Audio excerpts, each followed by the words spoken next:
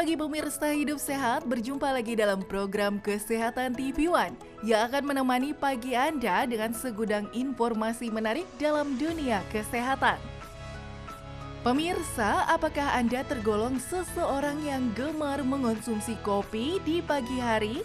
Jika iya, berikut ini ada ulasan menarik tentang efek positif dan juga negatif dari kopi terhadap mood seseorang.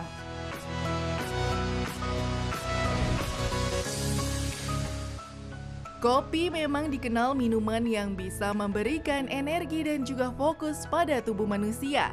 Namun ternyata kopi juga berisiko negatif lantaran kopi bisa meningkatkan kecemasan seseorang. Dengan mengonsumsi kopi sebanyak 300 mg per hari akan berdampak negatif sebab memicu rasa cemas. Walaupun efek kecemasan dari kafein juga bisa berbeda-beda setiap individunya.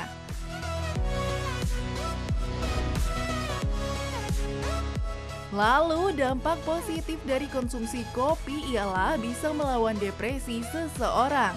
Penelitian menunjukkan bahwa kafein bisa mencegah reseptor otak dalam situasi stres. Buat Anda yang suka mengonsumsi kopi setiap hari minimal 2 hingga 3 cangkir per hari bisa memiliki risiko rendah untuk mengalami depresi.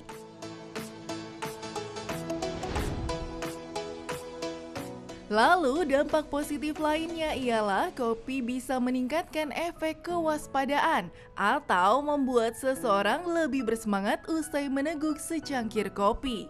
Tak heran banyak yang mengonsumsi kopi di pagi hari, sebab bisa membangkitkan mood dan juga semangat Anda sebelum beraktivitas seharian.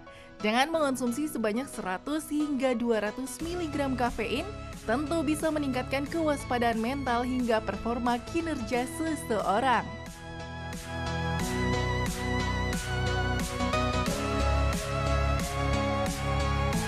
Selamat pagi pemirsa Hidup Sehat, kembali lagi bersama saya Dr. Enita Arlin dan juga Dokter Haikal, pagi Arlin. Ini pagi-pagi nih siapa yang ngopi abis nobar World Cup ya kan? Iya, jadi memang kopi Pasti ini nih. bisa membuat kita semangat ya, karena Yes. dia mempengaruhi mood. Tapi Betul. ternyata kopi ini juga bisa bikin kita cemas nih. Nah, Ah. ketika cemas biasanya napas sesek nih, Nah deg-degan. iya sesek, deg-degan, aduh jangan-jangan nih ya ada gejala Betul. apa nih ya dan gimana Iya. caranya kita latihan nafasnya seperti apa sih kalau misalnya kita lagi sesak kayak gitu. Nah kita akan membahasnya nih ya, Dokter Haikal. Langsung saja nih kita panggil Yes. langsung kita Dokter Amin Suharti, dokter kedokteran fisik dan rehabilitasi. Selamat Dok, pagi, apa kabar? Selamat pagi, Dok. Pagi, Dok. Pagi. Wah, ini dokter kayaknya habis nonton bola juga ya. Oh iya nih. Ngantuk kelihatannya nih. Pasti pagi-pagi semuanya pada mencari kopi Iya. semuanya nih. Karena Betul. biasanya nih kalau misalnya habis nobar ya kan, hari ini pagi-pagi semua jadi zombie. Iya, kadang Pada lemes juga ya. Iya, jadi Iya. butuh kafein boost gitu Betul. ya. Dok, kan kalau kita nonton bola, kita kan melihat orang olahraga kan. Iya, Nah, kan ini tentunya nobar, nonton berkaitan bareng dengan olahraga. organ paru-paru. Betul. Seberapa penting, Dok, olahraga untuk kesehatan paru-paru kita? Wah, itu sebenarnya jantung dan paru itu hal yang nggak terpisahkan ya. Yes. Kita sudah Ya. mengenal bahwa olahraga itu sangat baik untuk jantung tapi kita lupa bahwa ternyata olahraga itu juga penting juga untuk paru gitu ya. Jadi dengan olahraga misalnya bola gitu ya, kita lari-lari Betul. itu akan meningkatkan denyut jantung dan nafas kita kan, ngos-ngosan gitu ya. Nah, pernafasan yang terlatih lama-lama juga akan meningkatkan kekuatan selain jantung juga kekuatan paru. Paru. Jadi gitu sangat ya. Karena baik. biasanya orang kan mikirnya langsung oh itu kardio ya, ini Iya. disebut jantung aja. jantung Padahal aja. sebenarnya both itu ya Iya. dua-duanya itu tidak terpisahkan. Jantung dan paru, Dok ya, berperan Iya. ketika kita olahraga. Nah, Dok, Yes. ini juga ada pertanyaan, Dok. Apakah olahraga pernafasan dapat membantu penyembuhan beberapa penyakit, Dok?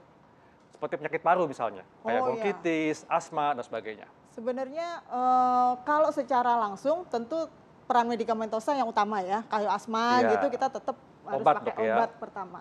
Tapi secara jangka panjang untuk mengatasi sesak pada saat serangan asma mendadak, nah itu sangat perlu kita untuk breathing, mengatur nafas kita. Oke. Nah itu dengan dilatih dengan latihan pernafasan. Selain itu kalau misalnya kasus-kasus penyakit seperti PPOK, Iya. penyakit paru obstruktif kronis, di mana paru sudah tidak lentur lagi, sudah terganggu atau seperti kemarin COVID ya yang mengganggu paru. Nah, dengan latihan pernafasan yang baik, beberapa penelitian menunjukkan bahwa fungsi parunya juga akan terlatih kembali, membaik kembali. Apalagi gitu. juga ada yang disebut long COVID juga ya dok ya. Yes. Itu mulai banyak yang ngerasa, aduh wah habis COVID tuh nafasnya lebih susah gitu ya, lebih berat, sesak. Nggak bisa plong kalau kata pasien-pasien. Terus baru jalan dikit Dikit kok aja udah, kok aduh capek banget. ya, Padahal tengahnya. biasanya tuh, wah bisa lari berapa kilo gitu. Itu mungkin juga bisa terbantu dengan latihan nafas yang rutin ya dok ya? Iya, tentu. Jadi kita waktu kemarin pandemi COVID juga melakukan penelitian di Rumah Sakit Universitas Indonesia ya. Pasien-pasien yang kita lakukan intervensi latihan pernafasan ini terlihat peningkatan dari kapasitas fungsional. Jadi kapasitas fungsional itu tadi kemampuan beraktivitas kembali.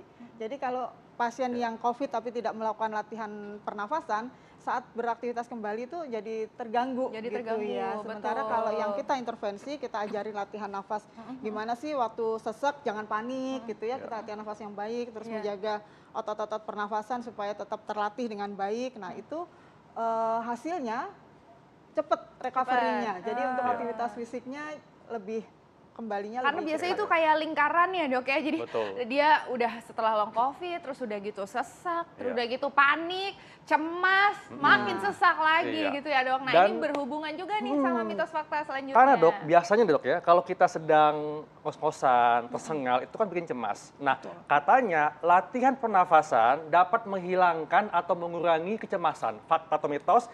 Tapi nanti dok jawabnya. Jangan jawab dulu, Kita saat lagi akan kita simak kembali. jawabannya sesaat lagi, tetap di Hidup Sehat. Hidup sehat.